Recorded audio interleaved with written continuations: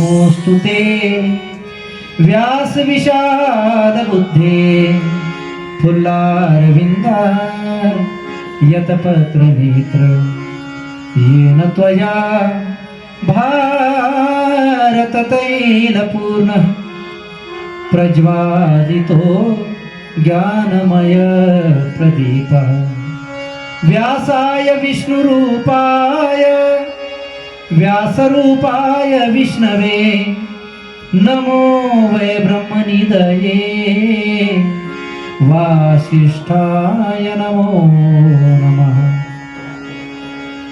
सच्चिदानन्दरूपाय विश्वोत्पत्त्यादिहेतवे तापत्रय विनाशाय श्रीकृष्णाय वयं नमः शङ्करं शङ्कराचार्यं केशवं बादरायणं सूत्रभाष्यकृतौ वन्दे भगवन्तौ पुनः पुनः राधे श्याम श्याम श्याम राधे राधे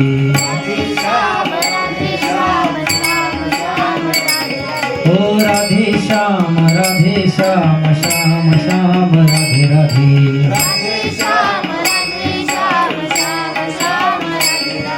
राधे कृष्ण कृष्ण कृष्ण राधे राधे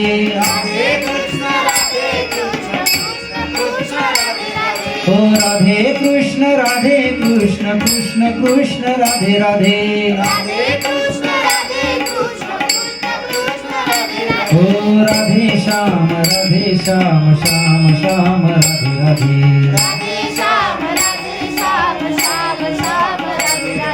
राधे श्याम श्याम श्याम राधे राधे ओ राधे कृष्ण कृष्ण कृष्ण राधे राधे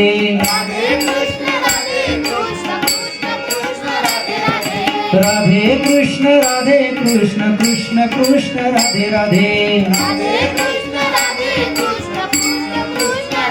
ओ राधे श्याम श्याम श्याम राधे राधे ओ राधे श्याम श्याम श्याम राधे राधे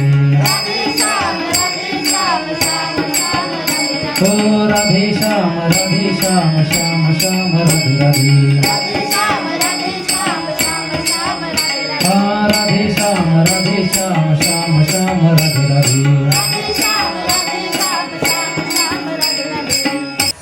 गोपाल कृष्ण भगवान की जय वृंदावन बिहारी लाल की जय श्रीमद् भागवत महापुराण की जय श्री शुकदेव जी महाराज की जय बोलो जय जय श्री राधे जय जय श्री राधे जय जय श्री राधे श्याम अकारण करुणावरून आले भक्तवांच्या कल्पतरू भगवान श्री बालकृष्ण परमात्मा की प्रतिवांगमय स्वरूपा श्रीमद् भागवत महापुराण भागवताच्या या परमपावन आणि पवित्र कथेचा आजचा हा चतुर्थ दिन आहे, चौथा दिवस आहे आणि हे चतुर्थ सत्र आहे. याच्या यावत प्राणी मात्रांच्या जीवनामध्ये प्रत्येकाला अपेक्षा आहे, ती सुखाची अपेक्षा आहे, सौख्याची अपेक्षा आहे. प्रत्येकाला सुख पाहिजे असतं. महाराज संत महात्मे वर्णन करतात, सुखम सर्वाय रुच्यते दुःखात उद्भिजते जंतु सुखम सर्वाय रुच्यते. सुख हा प्रत्येकाच्या आवडीचा विषय आहे आणि दुःख मात्र कोणालाही आवडत नाही. पण गंमत अशी आहे की आवडत जरी नसलं तरी दुःख नाविलाजानं भोगावं लागतं आणि कितीही आवडत असलं तरी सुख मात्र प्रारब्धाने प्राप्त होत असतं. प्रारब्धाशिवाय सुखाची प्राप्ती होत नाही. दुःखाची अपेक्षा नसते, मात्र दुःख हे भोगावं लागत असतं. कधी कधी गंमत अशी होते की एखाद्या सुखाला आपण ज्यावेळेला सुख म्हणून कवटाळतो ना, तर वास्तविक ते दुःख असण्याची शक्यता असते. आपण ज्याला सुख म्हणून आपण स्वीकारतो त्या सुखाच्या रूपाने दुःखच आपल्याकडे येत असतं. एक प्रसंग सांगतात. सुख आणि दुःख हे दोघं भाऊभाऊच आहेत. एकाच आईची दोन लेकरं आहेत. सुखाची अपेक्षा सगळं जग करतं आणि दुःखाची मात्र कोणी अपेक्षा करत नाही. त्या दुःखाने, दुःख नावाच्या पोराने आपलं दुःख एक दिवस आईला सांगायला सुरुवात केली. ते दुःख बोलायला लागलं, मैया पहा ना म्हणे, सगळे लोक माझ्या भावाला म्हणजे सुखाला जवळ करतात, त्याचेच लाड करतात, त्याचीच कोणी अपेक्षा करतं, आणि मी मात्र दिसलो की सर्वजण माझी उपेक्षा करतात. मलाही लोकांनी घेतलं पाहिजे, माझाही लोकांनी स्वीकार केला पाहिजे, माझेही लाड केले पाहिजेत. आई असा एखादा उपाय कर की जेणेकरून सुखाच्या सोबत लोकांनी मलाही घेतलं पाहिजे. मग ती सुख आणि दुःखाची जी आई होती तिने सुख नावाचा मुलगा दररोज जे कपडे घालत होता ते कपडे आज दुःखाला घातले आणि सोडून दिलं त्याला लोकांच्या मध्ये. गंमत अशी झाली, शर्ट सुखाचं आहे त्याच्यामुळं त्याच्याकडे पाहणाऱ्या प्रत्येकाला वाटलं हे सुखच आहे. ते होतं कोणतं? दुःख होतं. मात्र प्रत्येकाला वाटलं हे सुख आहे म्हणून सुख म्हणून त्याला सुख म्हणून जवळ केलं खरं, परंतु प्रारब्धामध्ये भोगण्याकरता जे मिळालं ते केवळ दुःख होतं. आपले असंच होतं महाराज. संत महात्मे वर्णन करतायत, सुखाची अपेक्षा आपण जीवनभर करत असतो, परंतु सुख म्हणून आपल्याला प्राप्त होत नाही. सगळ्याचा सगळा जन्म हा त्या सुखाची केवळ अपेक्षा करण्यामध्ये निघून जातो. संत महात्मे गोड वर्णन करतात, सर्व सुखाची आशा जन्म गेला, सर्व सुखाची आशा जन्म गेला,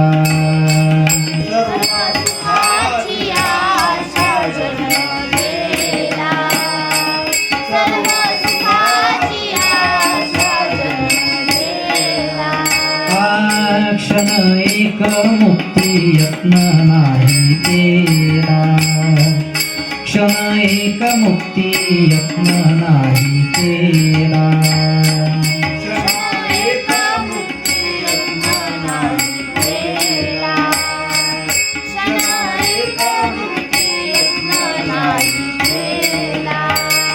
भिंडता दिशा शीन पावला, भिंडता दिशा शीन पावला,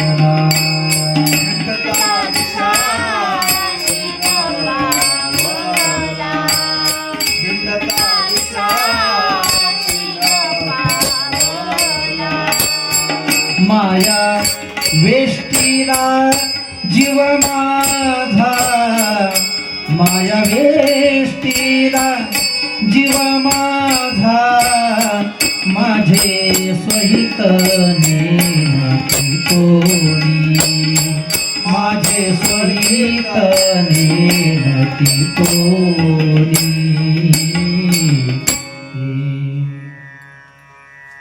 सर्व सुखाची आशा जन्म गेला, क्षण एक मुक्ती यत्न नाही केला, हिंडता दिशा शीन पावला, माया वेष्टीला जीव माझा. संत महात्मे वर्णन करतायत, सगळ्याचा सगळा जन्म हा सुखाची अपेक्षा करण्यामध्ये निघून जातो, मात्र सुख म्हणून कोणती गोष्ट पात्रामध्ये पडत नाही. जुन्या काळामध्ये शेंगदाण्याचं म्हणा, तिळाचं म्हणा, तेल करण्याकरता जे घाणे होते त्या घाण्याला बैल जुंपला जायचा. आपण जुन्या माणसांनी ही गोष्ट बघितली असेल कदाचित. घाण्याच्या भोवती जुंपलेला तो बैल दिवसभर त्याला त्या घाण्याभोवती फिरावं लागायचं. एका तेल्याचा बैल एक दिवस सकाळी सकाळी त्याने तो बैल जुंपला घाण्याकरता, आणि जुंपल्याच्या नंतर त्याला हाकलायला सुरुवात केली, पण तिळभरही तो हलत नाही. तर अशी त्याची अवस्था आहे, कारण त्या बैलाला दररोजची सवय पडून गेली होती आणि त्याला माहिती झालं होतं की आता मी जर चालायला लागलो तर मला दिवसभर चालावं लागणार आहे, म्हणून तो तिळभर जागेवरून हलत नाही. त्याने मारूनही पाहिलं, परंतु मारलं तरी तो बैल तिळभर जागेवरून हले ना. हे ज्या वेळेला त्या तेल्याने पाहिलं महाराज, तो चिंतातूर झालेला आहे. मारून मारून किती मारेल, चिंतातूर झाला. काय करावं, हा बैल जागचा हलत नाही. दरवाजाजवळ आलेला आहे, खाली बसला आणि चिंतातूर अवस्थेमध्ये बसलेला आहे. त्याचा मित्र आला, महाराज तुझ्या चेहऱ्यावर नाराजी दिसत आहे, नैराश्य दिसत आहे. त्याने सांगितलं, म्हणे काय करावं, म्हणे हा बैल जो आहे माझा बैल, सकाळपासून मी प्रयत्न करतोय परंतु तिळभरही जागेवरून हलत नाही. बैल जर चालला नाही तर माझा संसारही चालणार नाही, कारण बैलाच्या चालण्यावर माझा सर्व प्रपंच हा अवलंबून आहे. मग तो चालला पाहिजे. मित्र हुशार होता, त्याने सांगितलं, म्हणे माझ्याकडे एक आयडिया आहे. म्हणे त्याने हिरव्या चाऱ्याची एक पेंडी घेतली आणि हातभर लांब काठी घेऊन त्या काठीला समोर ती पेंडी बांधली. महाराज खांद्यावरच्या जूला ती काडी बांधून टाकली. एक हातभर लांब बैलाच्या समोर ती हिरव्या चाऱ्याची पेंडी आहे. लक्ष देऊन ऐका. दृष्टांत फार महत्वाचा आहे. हातभर लांब ती पेंडी आहे. बैलाने पेंडी पाहिली आणि आता हाकलवण्याची गरज नाही पडली महाराज. कोणाला? बैलाची गोष्ट सांगायला लागली. ती पेंडी पाहिली आणि बैलाने एक पाऊल पुढे उचललं. त्याला वाटलं एकच पाऊल आहे, फक्त एक पाऊल पुढे उचललं की ती पेंडी नक्की आपल्या तोंडामध्ये येणार आहे. एक पाऊल उचललं त्याने, पुढे गेला एक पाऊल, ती पेंडी सुद्धा एक पाऊल पुढे गेली. पुन्हा दुसरा पाऊल त्याने उचलला, पुन्हा दुसऱ्या पावलाबरोबर ती पेंडी आणखीन एक पाऊल पुढे गेली. तो चालत राहिला आणि पेंडी पुढं जात राहिली. त्या तेलाचं दिवसभराचं काम झालं महाराज त्या पेंडीच्या माध्यमातून. गोष्ट त्या बैलाची नाही, गोष्ट ही आपल्या सर्वांची. आपले असंच होतं महाराज. आपल्याला असं वाटतं एवढं काम पूर्ण झालं की आपल्याला सुख प्राप्त होईल. अमुक एखादं कार्य त्याचं नियोजन झालं की आपल्याला सुख प्राप्त होईल. घर झालं आपल्याला सुखाची प्राप्ती होईल. पण तेवढ्याने सुखाची प्राप्ती होत नसते महाराज. घर झालं पण दुसऱ्या अपेक्षा तोंडवर काढतात. एका गवळणीमध्ये निळोपरांनी वर्णन केलेलं आहे. बहुत कामे मज नाही आराणुक, एक सारिता तो पुढे उभी. एक अपेक्षा संपली की दुसरी अपेक्षा डोक्यावर काढत असते. म्हणून सगळाच्या सगळा जन्म हा केवळ कशामध्ये निघून जातो? अपेक्षेमध्ये. सर्व सुखाची आशा जन्म गेला. सर्व सुखाची प्राप्ती नाही, सर्व सुखाची आशा. आणि म्हणून यच्च्या यावत प्राणी मात्रांना अपेक्षा जर कशाची असेल तर ती केवळ सुखाची अपेक्षा आहे. आणि म्हणून ते सुख जर प्राप्त व्हायचं असेल तर त्याच्याकरता कलियुगामध्ये भागवत कथा, श्रीमद भागवत हे सर्व सुलभ आणि सर्वाधिकार सेव्य अशा प्रकारचं साधन आहे. भागवतामध्ये कोणत्याही प्रकारचे कष्ट नाहीत, फक्त येऊन बसून ऐकायचं आहे. नामस्मरण करण्यामध्ये तरी कष्ट करावे लागतील, भगवंताचं भजन करण्यामध्ये कष्ट करावे लागतील, देवाची पूजा अर्चा करण्यामध्ये कष्ट करावे लागतील, पण भागवताचं श्रवण करण्यामध्ये कोणत्याही प्रकारचे कष्ट नाही.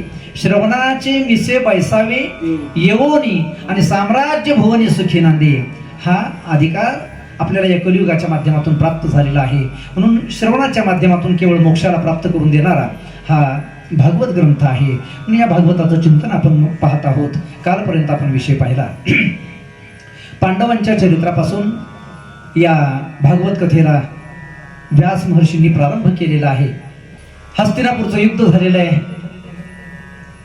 आणि या युद्धामध्ये कौरवांचा निपात झालाय, कौरवांचा नाश झालेला. हस्तिनापूरची राजगादी पांडवांच्या ताब्यामध्ये आलेली आहे. आणि भगवान परमात्म्याने कुंती मातेजवळ विनंती केली की हे मैया आता मला जाऊ द्या म्हणे, पुढेही बहुत करणे आहे, मला पुढची बरीचशी कामं आहेत, मला गेलं पाहिजे. द्वारकेमध्ये लोक माझी वाट पाहतात, प्रजा माझी वाट पाहत आहे. कुंती मातेने सांगितलं म्हणे परमात्मा माझ्याकरता काही दिवस तुम्ही इथं थांबा. कुंती मातेकरता भगवंत थांबलेले आहेत.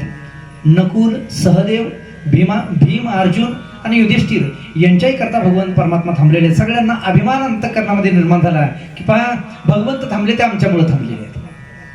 परंतु परमात्मा जे थांबले होते, काल आपण प्रसंग पाहिला, पण भगवंत जे थांबले होते ते भीष्माचार्यांच्या करता थांबलेले आहेत. भीष्माचार्यांचं दर्शन घेतात सर्व पांडव, भगवान परमात्मा. आणि काल आपण प्रसंग पाहिला की भीष्माचार्यांच्या अंतःकरणातून एक दिव्य अशा प्रकारची ज्योत प्राप्त झालेली आहे आणि ती ज्योत भगवंताच्या हृदयामध्ये विलीन झालेली आहे. इतिमती रूपकल्पिता वितृष्णा, आपली वितृष्णा असणारी बुद्धी भीष्माचार्यांनी भगवंताच्या स्वरूपामध्ये लीन करून टाकलेली आहे. हा त्यांच्या पारमार्थिक जीवनाची ही परिपूर्णता आहे. लक्षात घ्या, भीष्माचार्यांच्या पारमार्थिक जीवनाची ही परिपूर्णता आहे. तुकोबराई एका ठिकाणी वर्णन करतात, माझंही जीवन या परमार्थाच्या माध्यमातून कशा पद्धतीने परिपूर्ण झालेले आहे. माझी तृष्णा ही निवर्तलेली आहे आणि माझे अंतःकरण हे वितृष्ण झालेले आहे. तुकोबराई एका ठिकाणी वर्णन करतात, याजसाठी केला होता तहास, याजसाठी केला होता तहास, याजसाठी केला होता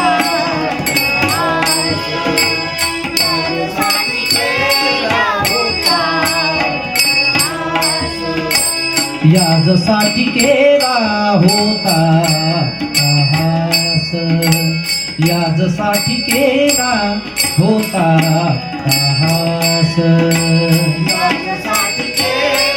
होता तहास, याजसाठी केला होता तहास.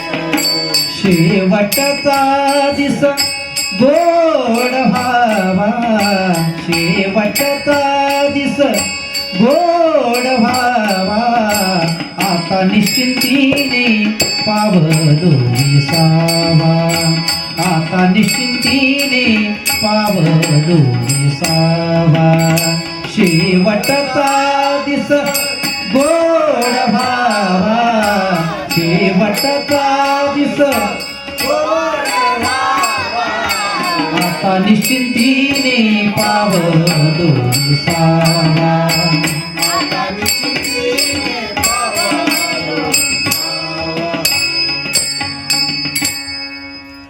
खुंटलिया धावा तृष्णेची या, आता निश्चिंतीने पावलो विसावा. माझ्याही तृष्णेच्या ज्या धावा आहेत त्या खुंटलेल्या आहेत, आता निश्चिंतीने पावलो विसावा. तुकोबरायांच्या जीवनातली ही इति कर्तव्यता आहे. हीच इति कर्तव्यता भीष्माचार्यांच्या जीवनामध्ये परिपूर्ण झाली आणि भीष्माचार्यांचं महानिर्याण झालेलं आहे. उत्तरायण चालू असताना भीष्माचार्यांनी आपला देह त्या ठिकाणी समर्पित केलेला आहे. याच्यानंतर प्रसंग सांगतायत. भगवान परमात्मा भीष्माचार्यांचं महानिर्याण झाल्याच्या नंतर द्वारकेला निघून गेलेले आहेत. अर्जुनाला सोबत घेतलेलं होतं. द्वारकेला भगवान परमात्मा अर्जुनासोबत गेलेत आणि काही महिन्यांच्या नंतर अर्जुन ज्या वेळेला परत आला हस्तिनापूरमध्ये, त्यावेळेला अर्जुनाची अत्यंत दीन अशा प्रकारची अवस्था आहे. अर्जुनाच्या जवळ नेहमी असणारे जे धनुष्य आहे ते धनुष्य आज त्याच्या हातामध्ये दिसत नाहीत. अंगावरले कपडे फाटलेले आहेत, केस विस्कटलेले आहेत आणि सर्व शरीर कळकट मळकटलेलं आहे. ज्या वेळेला युधिष्ठिरजीनं पाहिला अर्जुना, अरे ही काय अवस्था आहे तुझी. अर्जुनाने सांगितलं, म्हणे दादा, मी द्वारकेहून इकडे येत असताना रस्त्यामध्ये भिल्लांच्या एका टोळीनं मला अडवलं आणि मला लुटलं. माझ्या जवळचं धन, माझ्या अंगावर असणारे दागदागिने हे सगळं त्या भिल्लांनी लुटून घेतलं. आणि एवढंच नाही, दागदागिनेच नाही तर माझ्या हातामध्ये असणारं धनुष्य सुद्धा त्या भिल्लांनी लुटून घेतलं. आश्चर्याचा धक्का बसला युधिष्ठिरजीला. अरे अर्जुना, तुवा संग्रामी हरू जिंतीला, निवांत कवचाचा ठाव फेडीला आणि पवाडा तुवा केला गंधर्वासी. एवढा दैदिप्यमान असा तुझा पराक्रम आणि एका साधारण भिल्लांच्या टोळीने तुला लुटावं, हे कसं शक्य आहे. अर्जुनाने सांगितलं, म्हणे दादा, त्याचं कारण आहे, मला यातलं गमक कळालं नाही. हस्तिनापूरच्या युद्धामध्ये कौरवांना मी जे हरवलं ना, ही माझी ताकद नव्हती, हे माझं सामर्थ्य नव्हतं. भगवान श्रीकृष्ण परमात्म्याच्या सामर्थ्याच्या माध्यमातून मला हे दिव्य करता आलं. आतापर्यंत आपण जे जिंकत होतो, आपण ही युद्ध परंपरा, युद्ध शृंखला जिंकत होतो, याचं कारण आपण नाही, याचं कारण भगवान श्रीकृष्ण परमात्मा होता. आणि तुम्हाला एक अत्यंत खेदाची, दुःखाची गोष्ट मला सांगायची आहे की भगवान श्रीकृष्ण परमात्माचं महानिर्याण झालेलं आहे आणि भगवान परमात्मा निजधामाला गेलेले आहेत. ही गोष्ट ऐकली महाराज आणि युधिष्ठिरजी सुद्धा अत्यंत उदास झालेले आहेत. सर्व हस्तिनापूर राज्यावर आज शोककळा पसरलेली आहे. भगवान परमात्म्याने निजधाम गमन केले, ही गोष्ट जेव्हापासून ऐकली, युधिष्ठिरजीला अंतःकरणामध्ये तळमळ लागून राहिलेली आहे. आणि युधिष्ठिरजी विचार करतात की बस आता आपल्यालाही आपला अवतार कार्य संपवावं लागेल. आणि पाचही पांडवांनी महानिर्याण करण्याचा विचार केलेला आहे. महानिर्याण या शब्दाचा अर्थ असा आहे, उत्तर दिशेला प्राण जाईपर्यंत चालत राहणं, याला महानिर्याण म्हणतायत. पांडव उत्तर दिशेला निघालेले आहेत. रस्त्याने जात असताना काही अंतर चालून गेल्याच्या नंतर द्रौपदीचा देह त्या ठिकाणी पडलेला आहे. त्याच्यानंतर सहदेव, नकुल, भीम, अर्जुन यांचेही देह पडलेले आहेत. आणि धर्मराज युधिष्ठिरजींचा देह तेवढा अजून शिल्लक आहे. मजल दर मजल करत त्यांचाही उत्तर दिशेने प्रवास चालू आहे. कालांतराने युधिष्ठिरजीला नेण्याकरता, स्वर्गामध्ये नेण्याकरता विमान आलेलं आहे. त्या विमानामध्ये ज्या वेळेला युधिष्ठिरजी बसून स्वर्गामध्ये गेलेत, स्वर्गामध्ये गेल्याच्या नंतर उंबरठ्यातून आत पाऊल टाकणार, उजवा पाय त्यांनी उचलला आणि स्वर्गामध्ये तो पाऊल टाकणार आहे. पण तेवढ्यामध्ये एक आश्चर्य त्या ठिकाणी घडलं. त्यांच्या उजव्या पायाचा अंगठा जो होता तो अंगठा गळून पडला महाराज युधिष्ठिरजीच्या. त्यांना आश्चर्य वाटलं, हे असं का व्हावं.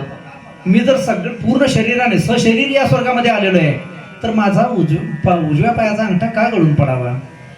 जसं एखादा जर हुशार विद्यार्थी असेल, एखादा जर मठ्ठ असेल, तर त्याला 35% सुद्धा तो खुश असतो महाराज. पण एखादा जर हुशार विद्यार्थी असेल तर त्याला 99% मार्क पडल्यानंतर सुद्धा त्याचा चेहरा उतरलेला दिसेल. तो विचार करेल, मला 1% कमी का पडला. तसंच युधिष्ठिरजीचं झालं. माझं सगळं शरीर आलं स्वर्गामध्ये खरं, पण माझ्या पायाचा अंगठा हा गळून का पडला असावा? आणि त्याचं कारण आहे महाराज, युधिष्ठिरजी संपूर्ण आयुष्यामध्ये एकदाही खोटं बोललेलं नाहीत, स्वतःच्या मनानं तर कधीच खोटं बोललेलं नाहीत. पण एक प्रसंग असा झाला की त्या वेळेला त्यांना खोटं बोलावं लागलं, आणि ते स्वतःच्या मनानं नाही तर भगवंताने खोटं बोलायला सांगितलं म्हणून ते एकदा खोटं बोलले. एकदा खोटं बोलले तर उजव्या पायाचा अंगठा गळून पडला. नरोवा कुंजरोवा. कौरव पांडवांचं युद्ध चाललेलं असताना भीष्माचार्य, कृपाचार्य, द्रोणाचार्य हे महाबलाढ्य वीर, या एकेकाचे मनोव्यापारे, हे विश्वचे होय संहरे वीर, अशा प्रकारचे ते लढत असताना द्रोणाचार्यांच्या, म्हणजे आज द्रोणाचार्य समोर आहेत.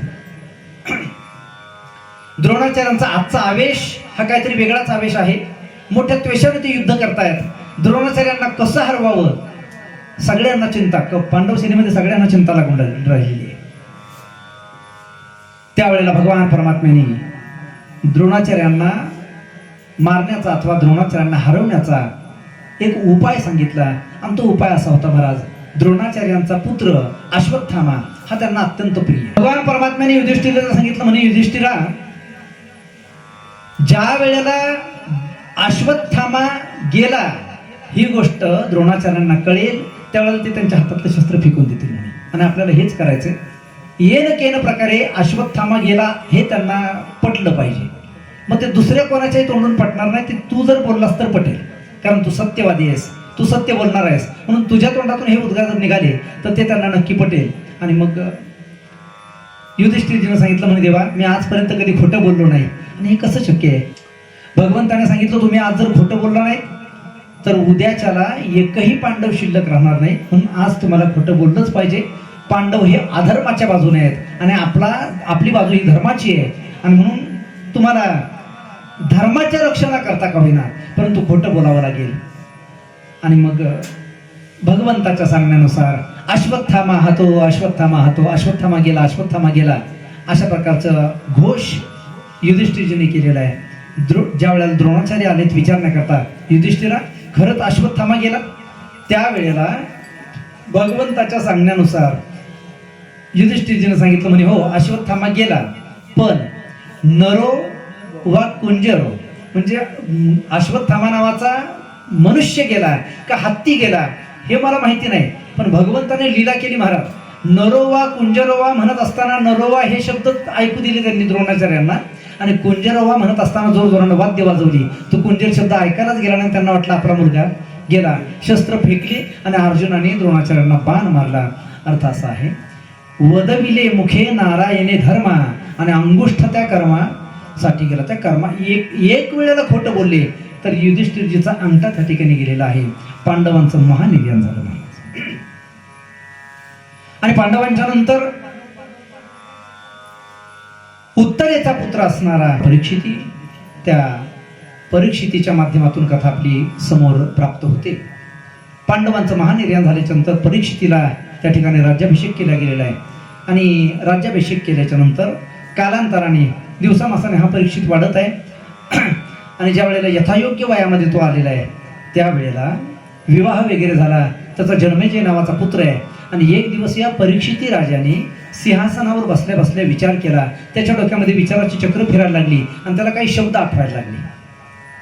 भीमाने एक वेळेला परीक्षितीला सांगितलं होतं, परीक्षिती, आपली जी सामान ठेवण्याची जी खोली आहे तिथं आस्ताव्यस्ता इकडं तिकडं असं पसरलेलं सामान पडलेलं आहे, त्या खोलीमध्ये कधी जाऊ नको म्हणे.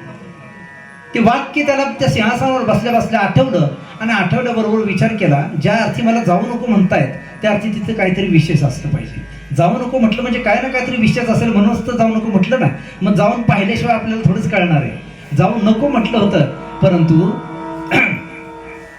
त्या खोलीमध्ये परीक्षित जी गेलेले आहेत त्या खोलीमध्ये जाऊन पाहतायत पत्र्याची भली मोठी पेटी. ती पेटी त्यांना दिसली. पेटीच्या जवळ याच्यामध्ये काय असेल म्हणून कुतूहलानं ती पेटी उघडली तर लख्ख प्रकाश पडला. त्या पेटीमध्ये एक मुकुट ठेवलेला होता महाराज, हिऱ्यांनी जडवलेला एक मुकुट पेटीमध्ये. आणि एवढा सुंदर मुकुट, त्यांना मोह अनावर झाला. मुकुट हातामध्ये घेतलेला आहे आणि डोक्यावर ठेवला. आणि काय आश्चर्य महाराज, अगदी फिट्ट तो मुकुट त्या परीक्षित राजाला बसलेला आहे. तसाच मुकुट डोक्यावर धारण केला आणि सिंहासनावर येऊन बसलेले आहेत. मुकुट हा जरासंध नावाच्या दैत्याचा मुकुट होता आणि त्याचा परिणाम असा झाला, मुकुट घातला आणि बुद्धी फिरली महाराज. परीक्षित राजाला वाटलं की मी राजा आहे, मी काहीतरी पराक्रम केला पाहिजे, आणि राजाचा पराक्रम म्हणजे काय, शिकारीला गेलं पाहिजे, मग शिकारीला जायचं असा विचार केला. आणि शिकारीला जाण्याकरता राजाने काही सैन्य सोबत घेतलेलं आहे आणि मजल करत जंगलाच्या दिशेने राजा चालत गेला. जंगलामध्ये गेल्याच्या नंतर दिवसभर भटकलेले आहेत, परंतु शिकार काही सापडली नाही महाराज. जे सोबतचे लोक होते त्यांची आणि परीक्षित राजाची चुकामुक झालेली आहे. ते लोक एकीकडे गेले, परीक्षित राजा एकीकडे आलेला आहे, तहानेने आणि भुकेने व्याकुळ आहे, पाण्याच्या अन्नाच्या शोधार्थ इकडे तिकडे भटकत आहे. आणि तेवढ्यामध्ये महाराज परीक्षित राजाने एक दिव्य सुंदर अशा प्रकारचा आश्रम त्याच्या दृष्टीला पडलेला आहे. तो आश्रम शमिक नावांच्या मुनींचा होता. त्या शमिक ऋषींच्या आश्रमाच्या दरवाजावर राजा ज्या वेळेला आला, आतलं दृश्य त्याने पाहिलं तर अत्यंत सुंदर आल्हाददायक अशा प्रकारचं आतलं दृश्य आहे. अत्यंत निर्वैर अशा प्रकारचं वातावरण या आश्रमामध्ये असणार त्यांनी पाहिलं. आणि परीक्षित राजा आत गेलेला आहे. आतमध्ये पाहिलं एक सुंदर वटवृक्ष आहे, छानसा पार त्या वटवृक्षाला बांधलेला आहे आणि त्या पारावर एक ऋषी महात्मे डोळे लावून समाधी अवस्थेमध्ये गेलेले. राजाने ते पाहिलं महाराज. आणि पाहिल्यानंतर राजाने पाण्याची याचना केली की हे प्रभू, मला तहान लागलेली आहे, थोडंसं पाणी देता का. पण ते ऋषी ऐकण्याच्या तयारीमध्ये नव्हतेच महाराज, ते समाधी अवस्थेमध्ये विलीन झालेले आहेत. परीक्षित राजाने पुन्हा विनंती केली, ऋषी एकही शब्द त्यांचा ऐकत नाहीत. राजाला राग आला आणि परीक्षित राजा मनोमन विचार करायला लागला, अरे आत्ता जर मला याने पाणी नाही दिलं आणि नंतर अमृत जरी आणून दिलं तर त्या अमृताचा मला काही उपयोग होणार नाही. तहानलेल्या माणसाला ज्या वेळेला पाण्याची गरज आहे त्यावेळेला त्याची जी गरज ही भागवली पाहिजे. नंतर अमृत जरी आलं तरी काही फायदा नाही. कभी प्यासे को पानी पिलाया नहीं, कभी प्यासे को पानी पिलाया नहीं, बाद अमृत पिलाने से क्या फायदा. कभी प्यासे को पानी पिलाया नहीं, बाद अमृत पिलाने से क्या फायदा. कभी गिरते हुए को उठाया नहीं, कभी गिरते हुए को उठाया नहीं, बाद आंसू बहाने से क्या फायदा. कभी प्यासे को पानी पिलाया नहीं, बाद अमृत पिलाने से क्या फायदा. कभी प्यासे को पानी पिलाया नहीं, बाद अमृत पिलाने से क्या फायदा. राग आला महाराज. त्या रागाच्या भरामध्ये परीक्षित राजाने जवळच मरून पडलेला एक मृत सर्प, तो सर्प त्या ऋषीच्या गळ्यामध्ये टाकला आणि परीक्षित राजा तिथून निघून गेला. ज्या वेळेला ही बातमी शमिक ऋषींचा पुत्र असणारा शृंगी याला कळाली, त्याने महाराज मागचा पुढचा विचार केला नाही. कमंडलूमध्ये जे जल होतं ते जल हातामध्ये घेतलेलं आहे आणि ते प्रोक्षण केलं आणि राजाला शाप दिला की ज्याने कोणी माझ्या वडिलांचा असा घोर अपमान केलेला आहे, माझ्या वडिलांच्या गळ्यामध्ये हा मृत सर्प टाकून घोर अपमान केलेला आहे, येणाऱ्या 7 दिवसामध्ये तक्षक नावाचा सर्प त्यांना दंश करेल आणि त्याचा मृत्यू होईल. शाप दिला. परीक्षित राजा राजमहालामध्ये आलेला आहे आणि इकडे शमिक ऋषी ज्या वेळेला समाधीतून व्युत्थान झाले त्यावेळेला नेत्रामध्ये ज्याच्या अश्रू आहेत असा आपला पुत्र शृंगी समोर त्यांनी पाहिला आणि शृंगीला विचारलं, म्हणे बाळा काय झालं, काय रडतोस. त्याने सांगितलं, म्हणे बाबा तुम्ही ज्या वेळेला समाधी अवस्थेमध्ये होतात ना त्यावेळेला कोणीतरी तुमच्या गळ्यामध्ये मृत सर्प टाकलेला होता. मला राग अनावर झाला आणि त्या मृत सर्प टाकणारा कोण होता मला माहिती नाही, परंतु मी त्याला मात्र शाप दिलेला आहे की 7 दिवसामध्ये तक्षक नावाचा सर्प त्याला दंश करणार. शमिक ऋषींनी पुन्हा डोळे मिटले. अंतर्ज्ञानाने अंतर्दृष्टीने त्यांनी पाहिलं की तो राजा दुसरा तिसरा कोणी नाही, पांडवांचा वंशज आहे परीक्षिती. हा परीक्षिती होता. डोळे उघडून त्यांनी मुलाला बोलायला सुरुवात केली. म्हणे बाळा अरे किती घोर कृत्य केलंस म्हणे तू, मागचा पुढचा कोणताही विचार न करता. परीक्षिती राजा हा अत्यंत धर्मशील संपन्न राजा आहे. त्याची बुद्धी कशी फिरली माहिती नाही, परंतु अत्यंत धर्मशील संपन्न पांडवांचा तो वंशज आहे. त्याने माझ्या गळ्यामध्ये हा जो सर्प टाकला त्याच्यामध्ये त्याचा कदाचित त्याचा कोणताही दोष नसेल, प्रकृतीचा दोष आहे. परीक्षित राजा हा आपला अन्नदाता आहे, आपला आश्रयदाता आहे, आणि त्यालाच तू शाप दिलास. शृंगी ऋषीने सांगितलं म्हणे बाबा, आता माझ्या तोंडातून शब्द निघालेले आहेत, मी शाप दिलेला आहे, आता याच्यामध्ये कोणत्याही प्रकारची अन्यथा होऊ शकत नाही. परीक्षिती राजाला ज्या वेळेला हा समाचार समजला की मला शाप मिळालेला आहे, 7 दिवसामध्ये तक्षक नावाचा सर्प मला दंश करणार आहे आणि माझा मृत्यू होणार आहे, गोष्ट ज्या वेळेला कळाली, डोक्यावरचा मुकुट ज्या वेळेला खाली काढून ठेवला, माझ्याकडून किती घोर कृत्य झालेलं आहे याची जाणीव त्यांना झाली. आणि महाराज परीक्षित राजाने ठरवलं आता हा संसार सोडला पाहिजे, वानप्रस्थ स्वीकारला पाहिजे. आणि मग जन्मेजय नावाच्या त्यांच्या पुत्राला त्यांनी राजगादीवर बसवलं. आणि परीक्षित राजा गंगेच्या किनाऱ्यावर आलेले आहेत, आणि गंगेच्या किनाऱ्यावर येऊन अनशन व्रत त्यांनी धारण केलेलं, अन्न आणि पाण्याचा त्यांनी त्याग केला, आणि अन्न पाण्याचा त्याग करून भगवंताचं चिंतन करत आहेत. जसं जसं ही परिसरातल्या पूर्ण देशातल्या ऋषीमुनींना ही बातमी कळाली, सर्व ऋषी हे परीक्षिती राजाला भेटण्याकरता आणि त्याची सांत्वना करण्याकरता त्या ठिकाणी येऊ लागलेले आहेत. जे जे ऋषी येतील त्यांना परीक्षित राजा प्रश्न विचारतोय, काय मी उद्धार पावेन, काय मी उद्धार पावेन, काय कृपा करेल नारायण, ऐसे सांगा तुम्ही संतजन करा समाधान चित्त माझे. जे जे भेटेल त्याला परीक्षित राजा विचारत आहे की सांगा माझा उद्धार कसा होईल, माझा उद्धार कसा होईल. एक एक एक एक ऋषी समोर यायला लागलेले आहेत. आणि एक जणांनी सांगितलं म्हणे दादा कसा उद्धार होणं शक्य आहे, मी 100 वर्ष झालं तपश्चर्या माझी चालू आहे, परंतु तरी सुद्धा भगवान परमात्मा मला प्राप्त झाला नाही. एकाने सांगितलं मला 200 वर्ष झाली, एक जण बोलायला लागला मला 500 वर्ष मी तपश्चर्या करत आहे, पण भगवंताचं नख सुद्धा पाहायला मिळालं नाही.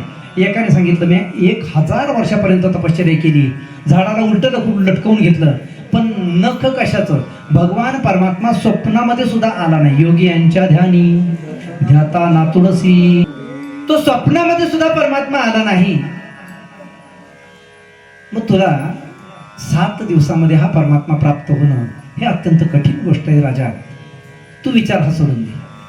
पण तेवढ्यामध्ये महाराज भगवान परमात्म्याने करुणा केली, कृपा केली. परीक्षित राजाच्या अंतःकरणामध्ये तळमळ आहे, माझा उद्धार कसा होईल, माझा उद्धार कसा होईल. अशी तळमळ ज्या वेळेला असते ना त्याला ज्ञानेश्वर महाराज वर्णन करतायत, मग श्री गुरु आपैसा भेटीची की आपोआप श्री गुरूंची प्राप्ती होत असते, किंबहुना भगवान परमात्मा श्री गुरूंच्या रूपाने त्या ठिकाणी येत असतो. हरिपाठामध्ये वर्णन करतायत, माझ्या विठोबाचा कैसा प्रेमभाव आपणची देव होय गुरु. स्वतः परमात्माच कधी कधी गुरुच्या रूपाने त्या ठिकाणी प्राप्त होत असतो. आजही परमात्माच गुरुच्या रूपाने परीक्षित राजाला प्राप्त झालेला आहे. आणि समोरून त्यांनी पाहिलं 2 वर्ष 16 वर्षांचे शुकाचार्य भगवान, अंगावर वस्त्र नाही, मोंजी बंधन सुद्धा झाले नाही, त्यामुळे अंगावर जानवं सुद्धा धारण केलं नाही, एकही वस्त्र अंगावर नाही, केस विस्कटलेले आहेत, एखाद्या वेड्या माणसासारखी त्यांची अवस्था आहे. हा कोणीतरी वेडा आहे म्हणून लहान लहान मुलं त्यांच्या पाठीमागे लागलेली आहेत, कोणी त्यांच्यावर दगडी फेकत आहे, कोणी त्यांच्या अंगावर शेण फेकत आहे, कोणी चिखल फेकत आहे. आणि ज्या वेळेला शुकाचार्यांचं आगमन झालं, ते शुकदेवजी होते महाराज, शुकाचार्यांचं आगमन सभेमध्ये झालं. सर्व ऋषी मुनी हे उठून उभे राहिलेले स्वागताकरता शुकाचार्यांना बसण्याकरता आसन दिलं गेलं. आणि आसनावर बसल्याच्या नंतर राजा शुकाचार्यांचं चरण संवाहन करत आहे. परीक्षित राजाने हात जोडले, नतमस्तक आहे. आणि परीक्षित राजाने प्रश्न विचारला, म्हणे महाराज मरणासन्न जो व्यक्ती असेल त्या मरणासन्न व्यक्तीला जर सद्गती प्राप्त करून घ्यायची असेल तर त्याच्याकरता एखादा उपाय असेल तर कृपा करून सांगा. मी या सगळ्यांना विचारला, परंतु कोणी मला उपाय सांगण्याकरता तयार नाही. माझ्याकडे अवधी फार कमी आहे, माझ्याकडे 7 दिवसांचा अवधी आहे. या 7 दिवसांच्या मध्ये मला कसा मोक्ष प्राप्त होईल याच्या संदर्भामध्ये कोणता उपाय असेल तर कृपा करून सांगा. शुकदेवांनी स्मित हास्य केलेलं आहे. आणि शुकदेवजी सांगतात, राजा अरे 7 दिवस म्हणजे भरपूर वेळ आहे तुझ्याकडे. 7 दिवसाचा कालावधी म्हणजे बराचसा वेळ तुझ्याकडे आहे. पूर्वी खटवांग नावाचा राजा होऊन गेला. या खटवांग नावाच्या राजाने 1 तासामध्ये महाराज स्वतःचा उद्धार सिद्ध करून घेतलेला आहे. 1 तास उरला खटवांग रायासी, 1 तास उरला खटवांग रायासी, 1 तास उरला खटवांग रायासी. भाग्य दशा कशी प्राप्त झाली. तुझ्याकडे तर 7 दिवसांचा कालावधी आहे, काही चिंता करू नको. या 7 दिवसामध्ये तुझा निश्चित नक्की उद्धार होईल. आणि मग परीक्षित राजाने वेगवेगळ्या प्रकारचे प्रश्न विचारलेले आहेत आणि त्या वेगवेगळ्या परीक्षित राजांच्या प्रश्नांना जी शुकदेवांनी दिलेली उत्तर आहेत ती उत्तर म्हणजे श्रीमद भागवत कथा आहे. म्हणून या दोघांच्या संवादाच्या माध्यमातून आपल्याला ही समोरची भागवत कथा पाहायची आहे. एकदा मोठ्या प्रेमाने सर्वांनी भजन करा, हाताने टाळी आणि मुखाने भजन तसं ना. गोविंद बोलो हरी गोपाल बोलो, गोविंद बोलो हरि गोपाल बोलो, गोविंद बोलो हरी गोपाल बोलो, गोविंद बोलो हरि गोपाल बोलो, राधा रमण हरी गोविंद बोलो, राधारमण हरि गोविंद बोलो, गोविंद बोलो गोपाल बोलो, गोविंद बोलो गोपाल बोलो, गोविंद बोलो हरी गोपाल बोलो, गोविंद बोलो हरि गोपाल बोलो, गोविंद बोलो गोपाल बोलो, गोविंद बोलो गोपाल बोलो, गोविंद बोलो गोपाल बोलो, गोविंद बोलो गोपाल ओ बोलो, राधा रमण हरी गोविंद बोलो, राधारमण हरि गोविंद बोलो, गोविंद बोलो हरी गोपाल बोलो, गोविंद बोलो हरि गोपाल बोलो, हरि बोल. गोविंद बोलो हरी गोपाल बोलो, गोविंद काय काय हरि गोपाल बोलो, ओ राधा रमण हरी गोविंद बोलो, राधारमण हरि गोविंद बोलो, गोविंद बोलो हरी गोपाल बोलो, गोविंद बोलो हरि गोपाल गोपाल कृष्ण भगवान की जय.